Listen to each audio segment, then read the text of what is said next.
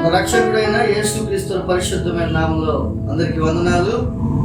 లూకా సువార్త 19:10 నశించిన దానిని వెతికి రక్షించడానికి మనుష్య కుమారుడిగా ఈ లోకానికి వచ్చారండి. ఆ నశించిపోతున్న మనుషులు ఎవరో కాదు, మనమే.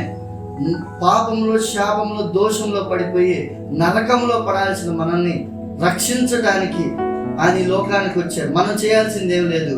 పాపపు రోత జీవితాన్ని పశ్చాత్తాపడి దేవుని దగ్గరికి వస్తే, దేవా నన్ను రక్షించు అని కానీ మనం అడగగలిగితే రక్షించడానికి ఆయన సిద్ధంగా ఉన్నాడు.